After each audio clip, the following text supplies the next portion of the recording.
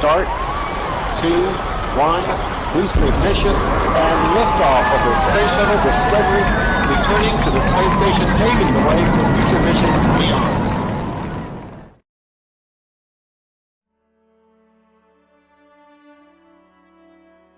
Hey my friend, Riaz here, and you are watching your own channel, Fact and Fiction Bangla. Think about a rocket, যেটা অপেক্ষা করছে আকাশে উড়ে যাওয়ার জন্য।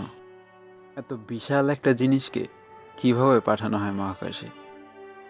ডোন্ট ফরগেট, পৃথিবী প্রতি মুহূর্তে আমাদেরকে তার দিকে টানছে 9.8 মিটার পার সেকেন্ড স্কোয়ারের অ্যাক্সেলারেশনে।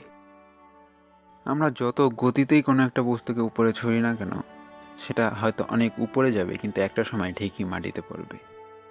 এর কারণ হলো সেই গ্র্যাভিটি। তবে কোনো জিনিসকে যদি পৃথিবীর গ্র্যাভিটি থেকে বাহিরে নিয়ে যেতে হয়, তাহলে তাকে পৃথিবীর গ্র্যাভিটেশনাল ফোর্সের থেকে বেশি ফোর্সে উপরে তুলতে হবে। এর জন্য যত পরিমাণ গতি বা ভেলোসিটি দরকার, সেটাকে বলা হয় এস্কেপ ভেলোসিটি। পৃথিবীর ক্ষেত্রে সেটা 28,000 কিলোমিটার/আওয়ার। অর্থাৎ একটা রকেটকে 28,000 কিলোমিটার/আওয়ার থেকে বেশি গতিতে উৎক্ষেপণ করলে সেটা পৃথিবীর অরবিট থেকে বাইরে যেতে পারবে। পৃথিবীর বাহিরে যাওয়ার জন্য আমাদের পৃথিবীর অ্যাটমসফিয়ারকে পার করতে হবে। অ্যাটমসফিয়ারের গ্যাসের সাথে ফ্রিকশন স্পেসক্রাফটের গতি কমিয়ে দিতে পারে। এই গতি অ্যাচিভ করার জন্য প্রচণ্ড থ্রাস্টের প্রয়োজন হবে। এই এক্সট্রিম থ্রাস্ট জেনারেট করার জন্য আমাদের রকেট ইঞ্জিন ইউজ করতে হয়। রকেট ইঞ্জিন শক্তি পায় ফিউল এবং অক্সিজেনের রিয়াকশনে। রকেটের সবচেয়ে উপরে থাকে পেলোড। এটা হচ্ছে সেই জিনিস যেটা রকেটের মাধ্যমে পৃথিবীর উপর পাঠানো হবে।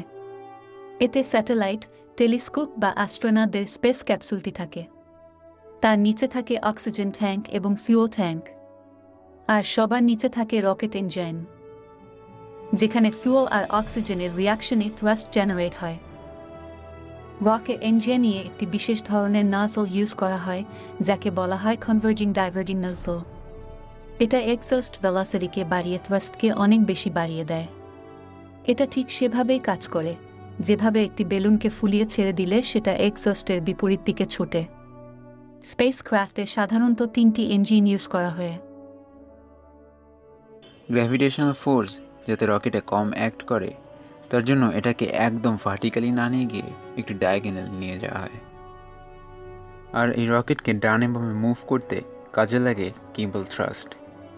এক্স্যাক্টলি, সেই গিম্বল ট্রাইপডের মতো। এই গিম্বল যেদিকে মুভ করে তার বিপরীত দিকে টর্ক জেনারেট হয় এবং রকেটও সেদিকে মুভ করে।